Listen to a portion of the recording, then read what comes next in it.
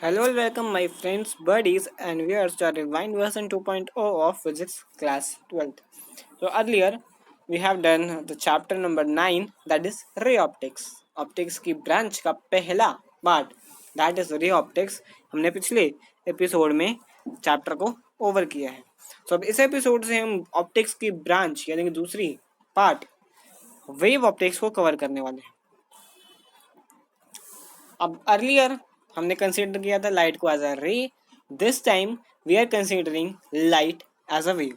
तो अब light as a wave के जो फिनोमिना हैं, जो चार बेसिक फिनोमिना है, that is reflection, refraction, interference and diffraction.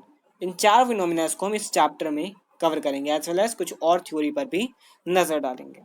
Starting of with the initial, that is intro. What is a wave? Wave, electromagnetic wave में हमने किया था, दैट इज वेव क्या होती है. अगर हमारा इलेक्ट्रिक और मैग्नेटिक फील्ड में चेंज आता है, इलेक्ट्रिक और फील्ड में वाइब्रेशंस आती हैं, तो उन वाइब्रेशन के कारण जो वेव्स बनती हैं that is called electromagnetic waves. तो यहाँ पर भी जो वेव्स हैं, जो wave light as a wave है, वो भी वेव ऐसे ही प्रोड्यूस जनरेट हुआ करती है. एक कॉमन एग्जांपल अगर हम लेना चाहें तो कॉमन एग्जांपल में हमारे पास अगर एक रिवर है और अगर हम उसमें हमने एक रिवर है हमारे पास, उसने हमने एक पेबल को थ्रो किया, तो अगर वो पेबल यहाँ पर जाकर सिंक हो जाता है, then it will create the disturbance in the natural flow of river. तो नेचुरल फ्लो में वो डिस्टर्बेंस लाएगा और वो डिस्टर्बेंस कुछ ऐसे कोसेंट्रिक सर्कल्स में मूव करेगी. यानी कि ये जो अगर रिवर हम इसको मान ले तो कोसेंट्रिक सर्कल्स में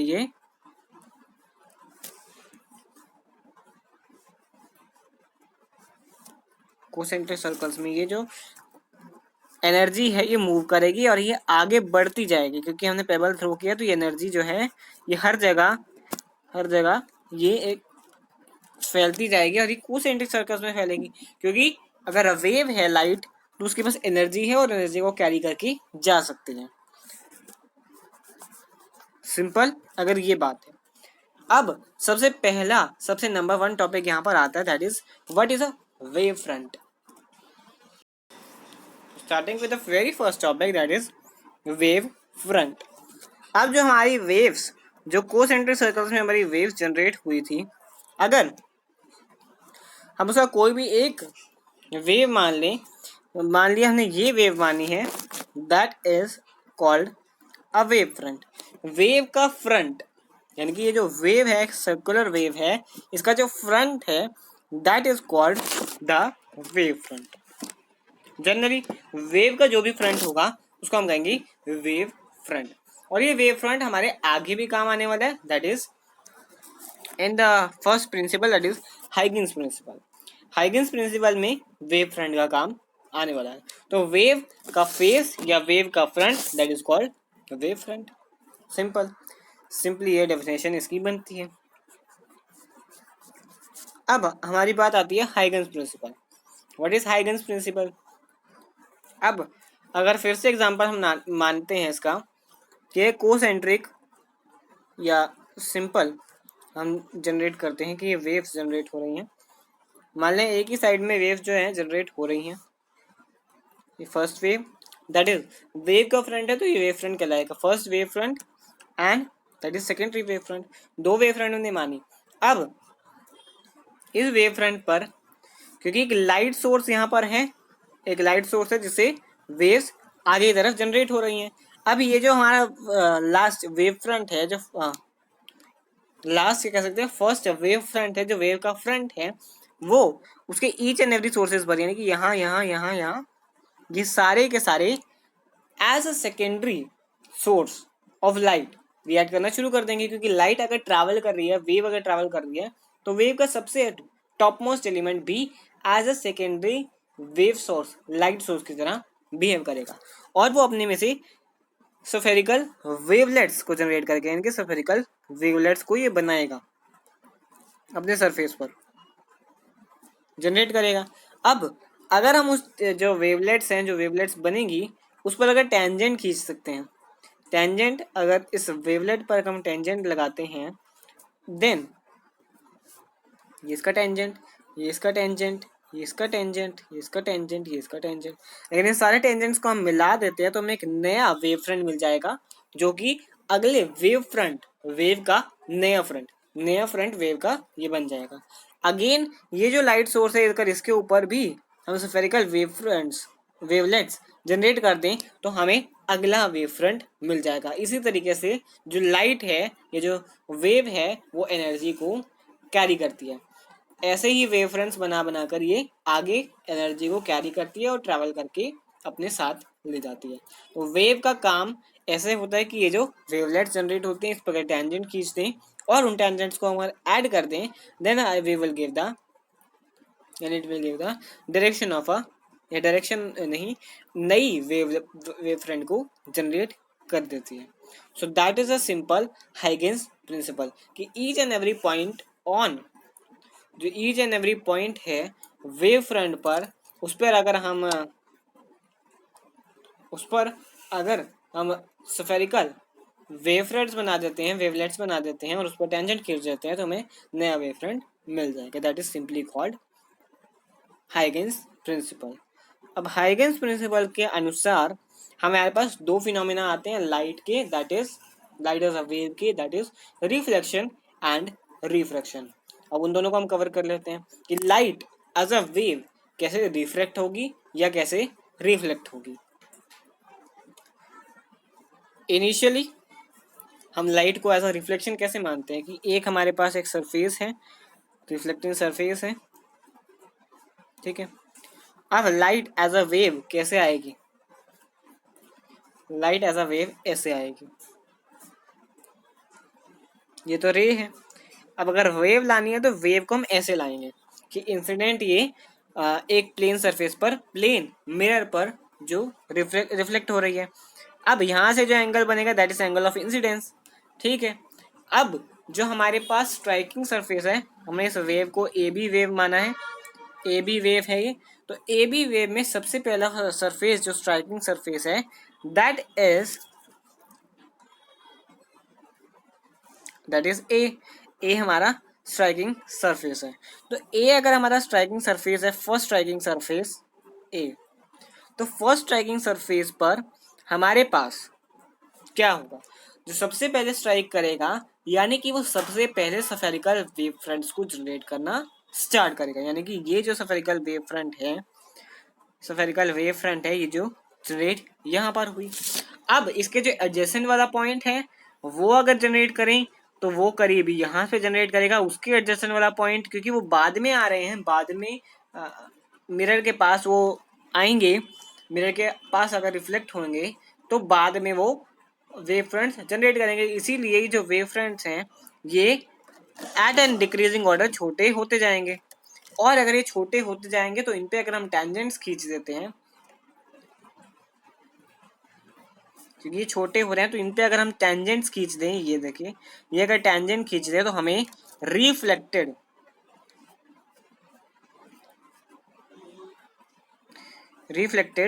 वेव फ्रंट मिल जाएगी, यानी कि ये जो हमारी ए बी है वो ए बी ही रहेगी, but that A B is incident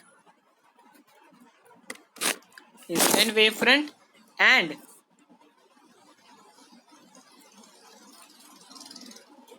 that AB is called reflected wave front। क्योंकि प्लेन मिरर पर है तो ये B पॉइंट सबसे देर में स्ट्राइक होगा, उसकी सबसे छोटी वेवलेट बनेगी, सबसे बाद में बनेगी, छोटी नहीं कहेंगे क्योंकि बनेगी तो एक ही ऑर्डर की बनेगी, बट ये बाद में बनेगी एट एन इंस्टेंस। तो हमारी जो वेव लेट्स बनेगी वो डिक्रीजिंग इन साइज इसलिए वजह से है क्योंकि टाइम में डिफरेंस है, इसी वजह से जो हमारी ये वेवलेट्स हैं ये डिक्रीजिंग इन साइज है, और जो हमारी वेव फ्रंट है वो रिफ्लेक्टेड वेव फ्रंट कुछ इस तरीके से जाने वाला है। अब बात आती है रिफ्रैक्शन की, refraction of a light wave as a wave अगर है हमारी, तो वो कैसे रिफ्लेक्ट होगी। ठीक है, अब consider a glass, glass consider कर लिया हमने, और ये मीडियम है एयर। अब यहां से अगर हमारी, अलग कलर से ले लें तो, यहां से अगर हमारी वेव फ्रंट अगर आ रही है, वेव फ्रंट अगर आ रही है, तो हमारे पास जो ये है ये एंगल ऑफ इंसिडेंस बनेगा। अगेन वहां पर बताने वाली बात ये है कि जो एंगल ऑफ इंसिडेंस हमारा होगा और जो रिफ्रेक्टेड एंगल होगा वो दोनों इक्वल आने वाले हैं, that is the angle of reflection. ये दोनों इक्वल आने वाले हैं। अगर हम कॉन्ग्रुएंसी से प्रूफ करते हैं तो ये दोनों एंगल इक्वल आने वाले हैं। ठीक है, कंटिन्यूइंग विद द रिफ्रैक्शन, अगर हमारे पास ये फिनोमिना है, इस फिनोमिना के अनुसार तो जो हमारी रिफ्लेक्शन है वो कंप्लीट हो गई। अब यहाँ पर जो एंगल ऑफ इंसिडेंस है, ठीक है, यहाँ पर भी स्फेरिकल वेव फ्रंट्स जनरेट होंगे, बट यहाँ पर लाइट जो है वो ग्लास के अंदर आ जाएगी। एयर में स्पीड ज़्यादा है, ग्लास में कम है, क्योंकि रेडिएटर टू डेंसर मूव कर रहे हैं। अब स्पीड अगर कम है, स्पीड अगर कम है तो यहाँ पर डिस्टेंस भी ये कम ही ट्रैवल करेगी। वेवलेट्स तो जनरेट होंगे, वेवलेट्स तो जनरेट होंगे, बट यहाँ पर ऐसे वेवलेट्स जनरेट होंगे क्योंकि ये मीडियम के अंदर जाएगी। अब कुछ ऐसे ही वेवलेट्स जनरेट करेगा, और जो इसकी लाइट है वो रिफ्रैक्शन के बाद थोड़ी सी बेंट हो जाएगी, यानी कि यहाँ पर, और ये जो है ये हमारी रिफ्रैक्टेड वेव फ्रंट बन जाएगी। क्योंकि अब एट एन इंस्टेंस एंगल जो हमारा था वो कुछ और था, अब जो रे है वो डिफ्लेक्ट हो गई है, वो ऐसे न जाकर वो अब ऐसे जा रही है। ठीक है, तो ऐसे न जाकर अब ऐसे जा रही है, तो उसका डिफ्लेक्शन हुआ है, and deflection in angle is equal to refraction. ठीक है, क्योंकि स्पीड में डिफरेंस आया है। अब जो हमारी रिफ्रेक्टेड वेव फ्रंट है, अगर उसमें हमने इंसिडेंस एंगल और रिफ्रेक्टिव एंगल को इक्वल प्रूफ करना है, तो हमें कॉन्ग्रुएंसी का रूल यहाँ पर लगाना पड़ेगा। कॉन्ग्रुएंसी का रूल क्या कहता है कि जो इंसिडेंस एंगल और रिफ्रेक्टिव एंगल, ये रिफ्रेक्टेड एंगल है हमारा, किसी और कलर से लिखते हैं तो ये हमारा रिफ्रेक्टेड एंगल है। ठीक है, और ये रिफ्रेक्टेड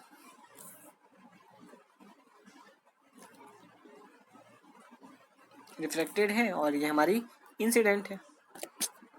ठीक है, ये दोनों चीज़ें होगी हमारी। तो अगर हमारा जो रिफ्लेक्शन का फिनोमेना कहता है कि, ये जो कॉन्ग्रुएंसी का फिनोमेना कहता है, अगर हम इस ट्राइंगल, दो ट्राइंगल ही मान सकते हैं हम इसको, ये मान लिया, ये हमारा ए बी सी डी है। अब यहाँ पर अगर मैं ट्राइंगल मानना है, ट्राइंगल मान लिया है हमने, देन जो हमारा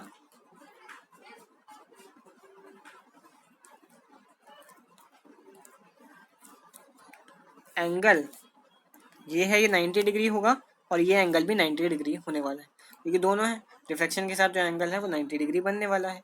अब जो हमारी साइड AC है, जो कॉमन साइड है, रिफ्लेक्शन साइड है, वो दोनों में इक्वल है, कॉमन साइड है। एंगल जो दोनों है, angle D is equal to angle B, क्योंकि 90 डिग्री है दोनों। अब जो हमारे पास दूसरी साइड है, दैट इज वेव फ्रंट की साइड, तो वेव फ्रंट भी दोनों में इक्वल होने वाली है, वेव फ्रंट दोनों में इक्वल होने वाली है। इसी वजह से side angle side congruency rule से ये इक्वल ट्राइंगल प्रूफ होती हैं, और इसी को हम एट प्रूफ बनाकर angle of is equal to angle of refraction लिख सकते हैं। ठीक है, तो ये दोनों प्रिंसिपल हमारे उस पर वर्क करेंगे कि एंगल ऑफ इंसिडेंस और एंगल ऑफ रिफ्लेक्शन अगर इक्वल है, then this is called refraction of a wave. General, क्योंकि ये काफ़ी अच्छे से याद होने वाली चीज़ है।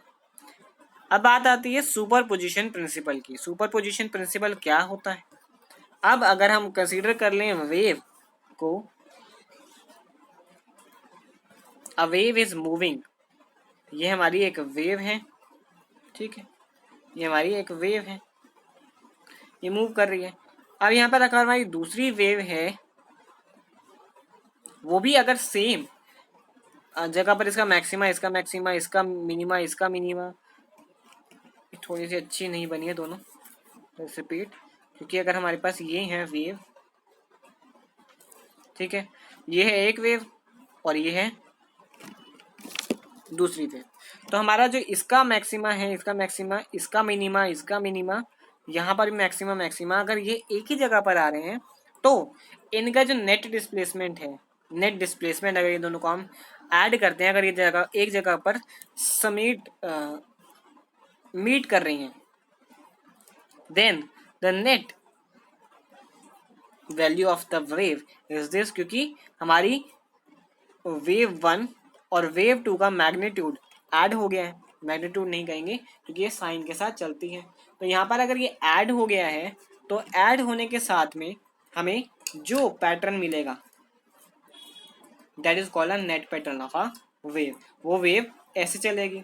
अगर बाई चांस ये तो दोनों वेव पॉजिटिव डायरेक्शन में मैक्सिमा और पॉजिटिव डायरेक्शन में मिनिमा एक ही फेज में हो रही थी, यानी कि कोई कुछ भी लैग या लीड नहीं कर रहा था, बट अगर in case one of them is lagging, one of them is leading, तो यहाँ पर ये अगर हमारे पास फर्स्ट वेव है और ये हमारे पास दूसरी वेव है, ठीक है, यहाँ पर जो इसका मैक्सिमा आया वहाँ पर इसका मिनिमा था, और जहाँ पर इसका मिनिमा आया वहाँ पर इसका मैक्सिमा जा रहा है, ठीक है, तो इस केस में जो हमारी net value of this wave बनेगी वो ये ना बनकर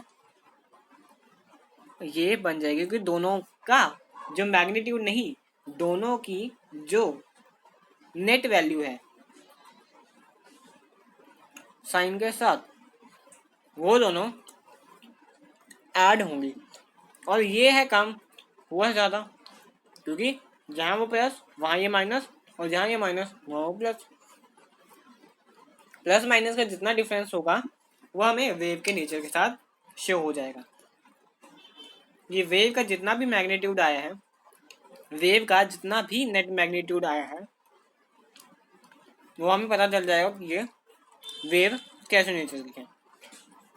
अगर ऐसा आया तो पता चल जाएगा कि पॉजिटिव नेगेटिव जुड़े हैं, और अगर ज़्यादा लंबी वेव आई है तो हमारे पास पता लग जाएगा कि दो पॉजिटिव वेव्स हैं, इसके साथ हमें पता चल जाएगा। और ये फिनोमेना अगर हमें दो स्लिट्स में देखने को मिलता है और दैट इज कॉल्ड इंटरफेरेंस। कहीं भी जहाँ दो लाइट वेव के सोर्सेस, अगर वेव है कहीं पे समिट एक बार मीट कर रही है एक पॉइंट पर, स्क्रीन के एक पॉइंट पर, then it is called the interference. इसी फिनोमेना को हम कहेंगे इंटरफेरेंस। तो इंटरफेरेंस एक छोटा सा फिनोमेना है जो हमारे सुपरपोजिशन प्रिंसिपल से आएगा, वो हमें यहाँ देखने को मिल जाएगा।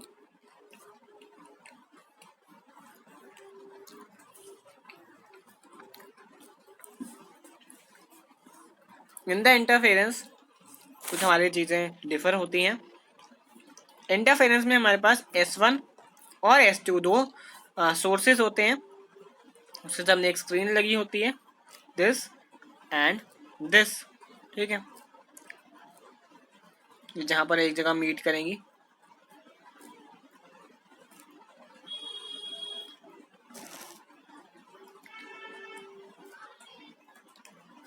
ये जहाँ एक जगह मीट करेंगी, इनके बीच का डिस्टेंस है दैट इज D, और यहाँ से स्क्रीन का डिस्टेंस है कैपिटल D, और जो हमारे पास सेपरेशन का फॉर्मूला होता है that is lambda D by D। ये सेपरेशन का फॉर्मूला होता है हमारे पास, कि अगर हमारे पास दो स्लिट्स हैं, दो लाइट सोर्सेस हैं, दो वेव सोर्सेस हैं, इसको वेव ही बना लेते हैं, ठीक है, अगर दो वेव सोर्सेस हैं हमारे पास, वो अगर एक जगह पर मीट कर रहे हैं तो that is called the phenomena of interference. क्योंकि इंटरफेरेंस का मतलब ही ये होता है कि जब एक जगह पर दो चीज़ें हो रही हूँ, जब एक जगह बात चल रही हो और उस जगह ही कोई दूसरा आदमी आ जाए, then it is called interference, और we can simply call the phenomena of interference. तो ये फिनोमेना ऑफ इंटरफेरेंस है। आगे इसी फिनोमेना को हम यंग्स डबल स्लिट के एक्सपेरिमेंट पे करने वाले हैं। तो यंग्स का डबल स्लिट का एक्सपेरिमेंट वो वेव थ्योरी ऑफ लाइट पर है, और यंग्स ने ही फर्स्ट टाइम लाइट को as a wave particle, light को एज अ वेव बताया था कि लाइट के दो नेचर है, जिसमें से पहला nature as a wave Young's ने ही डिस्क्राइब किया था। सो उस नेचर को हम भी अगले वीडियो में कवर डेफिनेटली करने वाले हैं। So that's all for the video. I hope you all will understand the topics covered in this video. Also ये वीडियो काफ़ी दिनों के बाद आई है, तो इस वीक में हम इस chapter number 10 as well as 11 और 12 चैप्टर को भी कवर करने की पूरी कोशिश करेंगे। तो stay tuned for that and we will meet soon in the next video. Thank you so much.